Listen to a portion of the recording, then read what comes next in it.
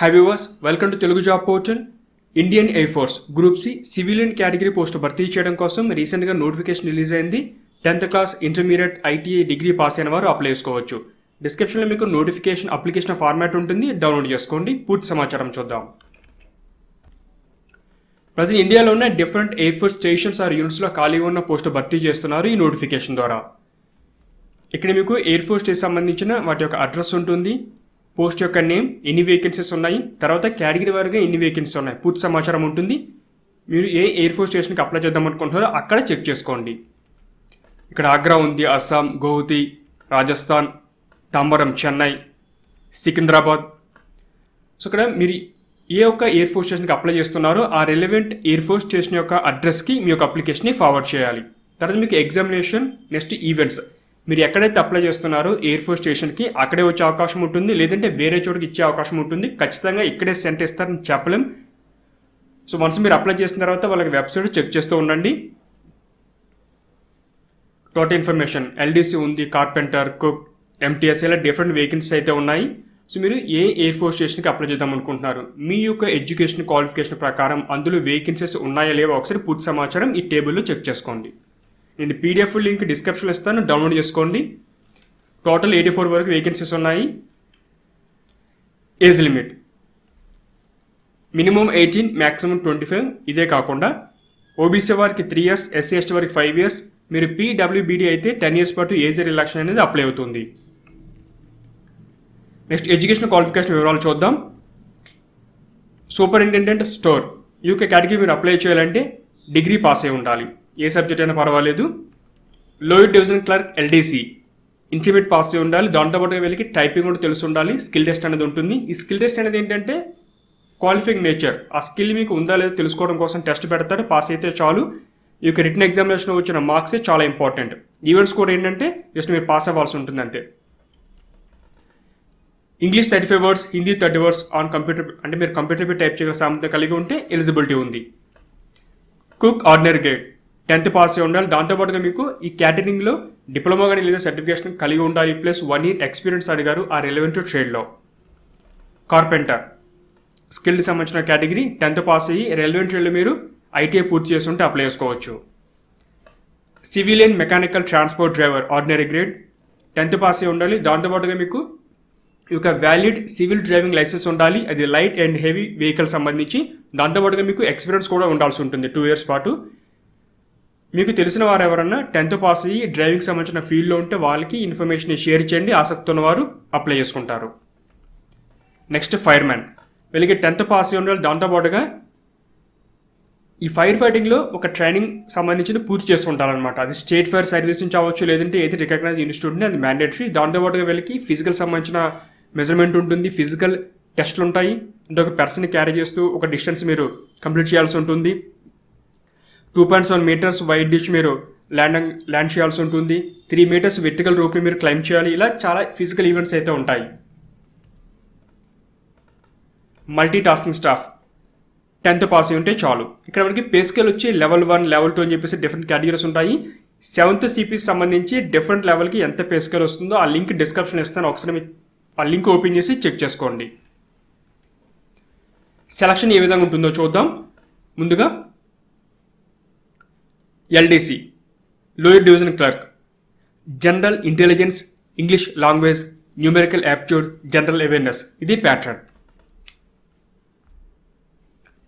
MTS, multi tasking staff, వీరికి general intelligence and reasoning ఉంటుంది, numerical aptitude, general English and general awareness. మిగతా అన్ని పోస్టులు, ఇవి కాకుండా రిమైనింగ్ అన్ని పోస్టులకు కూడా జనరల్ ఇంటెలిజెన్స్, రీజనింగ్ ఉంటుంది, numerical aptitude, general English, general awareness. ఆ రిలవెంట్ ట్రేడ్, వాళ్ళు ఏమైతే ట్రేడ్ చదువుకున్నారో దానికి సంబంధించిన క్వశ్చన్స్ కూడా అడగడం జరుగుతుంది. హిందీ, ఇంగ్లీష్ లాంగ్వేజ్ పేపర్ ఉంటుంది.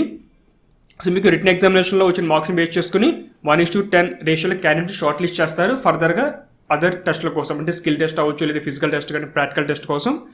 సో ముఖ్యంగా రిటన్ ఎగ్జామినేషన్ మీకు 100% వెయిటేజ్ ఉంటుంది. ఈ మిగతా టెస్ట్ అని కూడా ఏంటంటే జస్ట్ క్వాలిఫైయింగ్ నేచర్, పాస్ అయితే చాలు.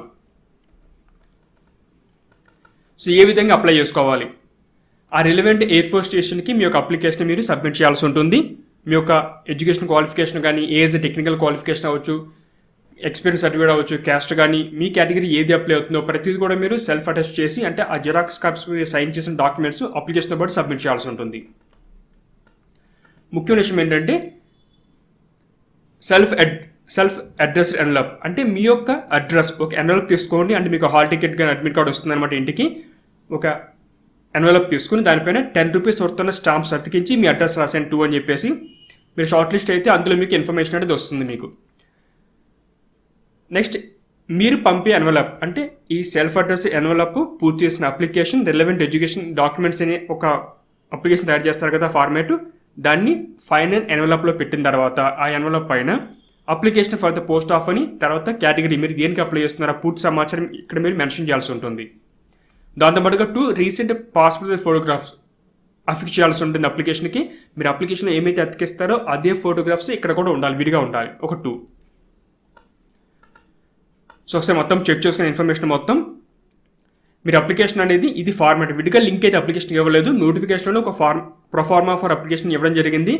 మీరు దీన్ని హిందీ కానీ లేదా ఇంగ్లీష్లో కానీ టైప్ చేసి ప్రింట్అవుట్ తీసుకోవచ్చు. అంటే బయట ఎక్కడైతే ఈ జిరాక్స్ షాప్స్ కానీ లేకపోతే నెట్కెఫ్ సెంటర్స్లో ఇటువంటి ఆన్లైన్ అప్లికేషన్ చేసే వాళ్ళ దగ్గర ఇన్ఫర్మేషన్ చూపించండి. ఈ పీడిఎఫ్ డౌన్లోడ్ చేసుకుని వాళ్ళకి ఇన్ఫర్మేషన్ చూపిస్తే వాళ్ళు ఎంఎస్ వర్డ్లో వేరే దానిలో టైప్ చేస్తారు. ఇది యాస్టీస్గా ఇదే ఫార్మాట్ ఉండాలి. సో మొత్తం హిందీ కానీ లేదా ఇంగ్లీష్లో మీకు ఇన్ఫర్మేషన్ ఇస్తే వాళ్ళు టైప్ చేస్తారు. తర్వాత మీరు ప్రింట్అవుట్ తీసుకోండి. ఎక్కడైతే సైన్ చేయాలి సైన్ చేయండి, ఫోటో అతికించండి. తర్వాత ఒకటి మాత్రం ఆఫీస్ రికార్డు ఓన్లీ అంటే ఆఫీస్ పర్పస్ కోసం ఇక్కడ క్యాండిడేట్ సిగ్నేచర్ చేయాల్సి ఉంటుంది, పక్కన డేట్ వేయాలి. సో మీరు ఏమైతే పూర్తి చేయాలో ఆ ఇన్ఫర్మేషన్ మొత్తం పూర్తి చేయాల్సి ఉంటుంది. అన్ని కూడా బేసిక్ ఇన్ఫర్మేషన్, మీ యొక్క అడ్రస్, నేమ్, ఫాదర్ నేమ్, ఏ పోస్ట్కి అప్లై చేస్తున్నారు, అంతే బేసిక్ ఇన్ఫర్మేషన్ మాత్రం ఇదంతా కూడా. ఇది అప్లికేషన్ ఫార్మాట్. సో ఈ యొక్క అప్లికేషన్ ఫార్మాట్ని మీరు ఆర్డినరీ పోస్ట్ ద్వారా మాత్రమే సబ్మిట్ చేయాల్సి ఉంటుంది. మనకి లాస్ట్ డేట్ వచ్చి 30 days అంటే అక్టోబర్ 30th ఈ notification employment news paper release చేయడం జరిగింది. అక్టోబర్ 30 నుంచి నవంబర్ 1st వీక్ వరకు 30 days అంటే మీకు నవంబర్ 29 సంథింగ్ అలా వస్తుంది. సో అంతకంటే ముందే మీకు అప్లికేషన్ చేరువేతంగా పంపించండి ఆర్డినరీ పోస్ట్లో. ఇక్కడ మీకు అడ్రస్ ఇచ్చారు చూసారా పైన టాప్లో. ఫర్ ఎగ్జాంపుల్ ఇక్కడ మీరు సికింద్రాబాద్ పంపేవాళ్ళు ఉంటే కనుక air officer commanding air force station Hakimpet Secunderabad 500014 ఇది పిన్ కోడ్. మీరు అలాగా మీ యొక్క ఎడ్యుకేషన్ క్వాలిఫికేషన్ ప్రకారం మీ కేటగిరీలో పోస్ట్ ఉన్నాయో చెక్ చేసుకోండి. ఆ రెలవెంట్ ఎయిర్ ఫోర్స్ స్టేషన్కి మీ యొక్క అప్లికేషన్ని ఫార్వర్డ్ చేయాలి. ఎందుకంటే డిఫరెంట్ ఎయిర్ ఫోర్స్ స్టేషన్లో ఖాళీగా ఉన్న పోస్టులు ఇవి. పోస్ట్ ఫార్మాట్ వచ్చి ఆర్డినరీ పోస్టు, అప్లికేషన్ టైప్డే ఉండాలి, హిందీ కానీ ఇంగ్లీష్ కానీ, రెలవెంట్ ఎడ్యుకేషన్ డాక్యుమెంట్స్ అన్ని మీరు సెల్ఫ్ అటెస్ట్ చేసి సబ్మిట్ చేయాల్సి ఉంటుంది. ఒకసారి పూర్తి సమాచారం చెక్ చేసుకోండి. మొత్తం ఈ పీడిఎఫ్ డౌన్లోడ్ చేసుకుని చెక్ చేయండి. ఇది ఫ్రెండ్స్ ఇండియన్ ఎయిర్ ఫోర్స్ సంబంధించిన group C category notification details. ఆసక్తితో అప్లై చేయండి. మీ ఫ్రెండ్స్ అందరూ కూడా ఇన్ఫర్మేషన్ని షేర్ చేయండి. Latest notification online application process తెలుసుకోవాలంటే ఛానల్ని సబ్స్క్రైబ్ చేసుకోండి. డైలీ అప్డేట్స్ కోసం బెల్ బటన్ ప్రెస్ చేయండి. Thanks for watching.